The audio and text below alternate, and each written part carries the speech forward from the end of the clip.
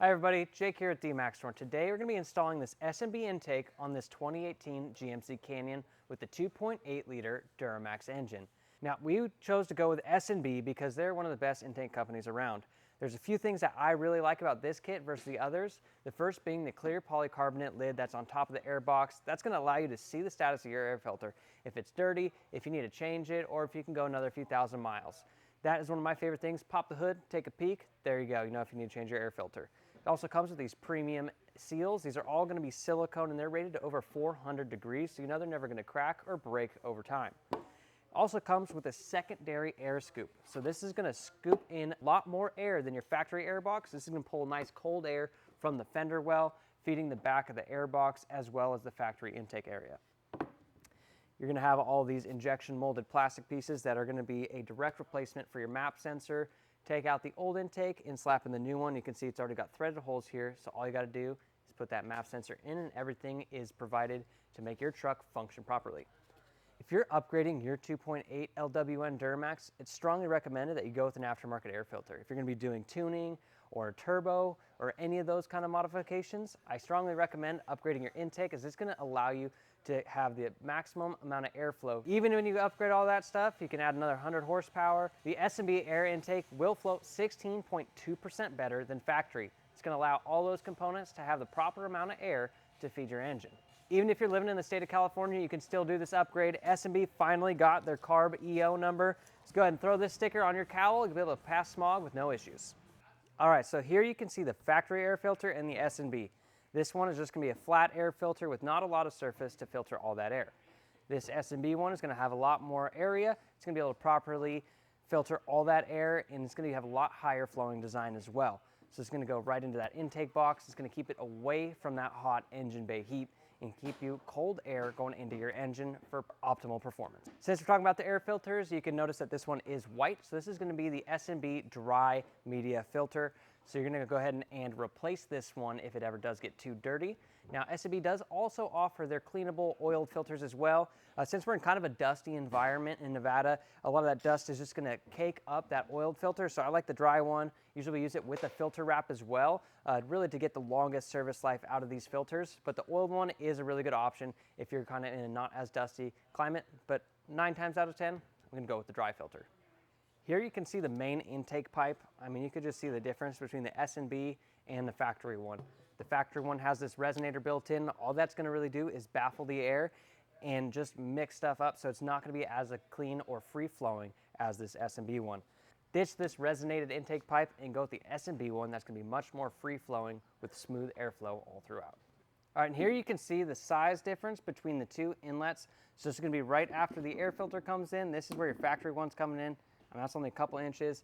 And then this is where the S&B filter is going to come in. So much, much larger where your actual airflow is going through into the engine. Taking the air box off is pretty simple. For the stock one, you're going to go ahead and disconnect the map sensor. That's going to be right on the top, just an electrical connector. And then you're going to go ahead and take the top of that air filter box off to gain access to the two 10mm nuts that are inside the air box on the fender well here. And then you're going to pop off the 2 hose clamps for each side to get the actual air intake tube off. You do have your PCV hose running through here. This is going to be a little pinch clamp. So you just got to pinch this and then pull it right off and it'll be no problem. So really simple removal of all this stuff. You don't have to take anything else off, just the actual intake box. And then we opted to use the secondary air scoop with S&B. So that's going to be in here on your fender well.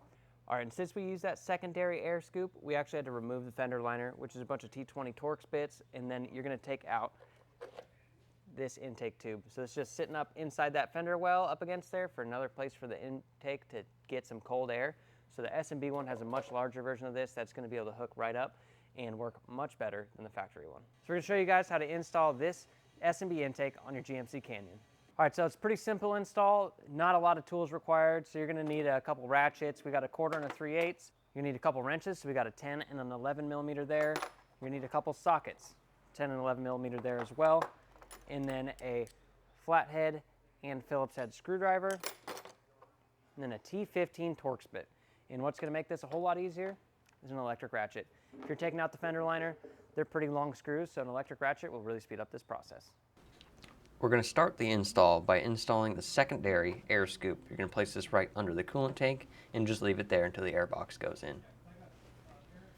Next, we're going to install the silicone boot onto the turbo, and then we're going to tighten the hose clamp that goes directly to the turbo.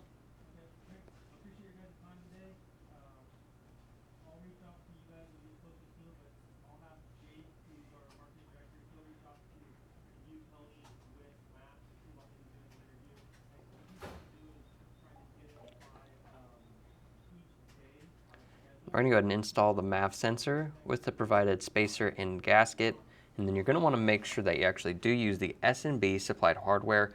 That way nothing's going to be cross-threaded, everything's going to go in nice and smooth.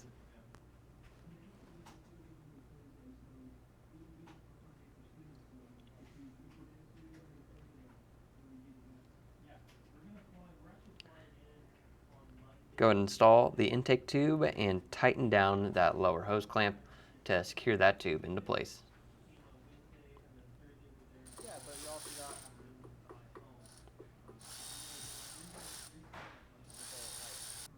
Go ahead and connect the MAF sensor.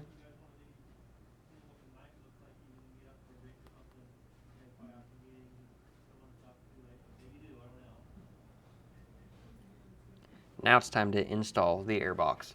So you're going to go ahead and drop this in. You're going to have to kind of finagle the intake tube slightly out of the way. Then we're going to go ahead and connect the PCV onto the intake tube once everything's in place. Once that's in, you can go ahead and proceed to bolt in that secondary air scoop. It's going to have 4 bolts towards the back side of the intake box.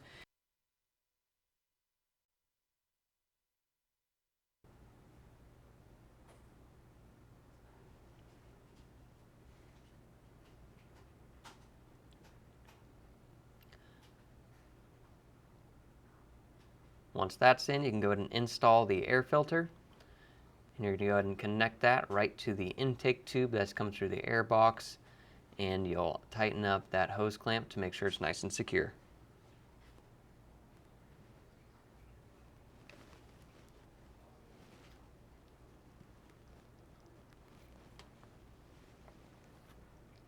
Go ahead and install the lid seal into the groove that goes around the air box. This is going to make sure no air gets into that or no extra debris.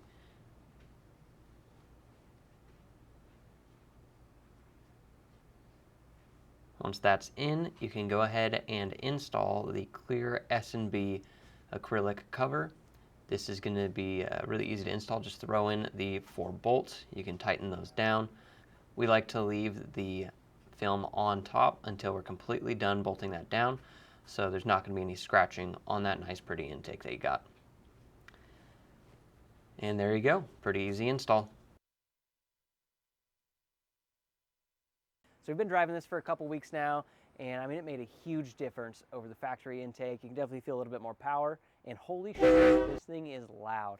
I mean, we put the additional intake on the back there, and it goes right under the coolant tank, right by the cab, so you can hear a lot of intake noise when you're just driving around.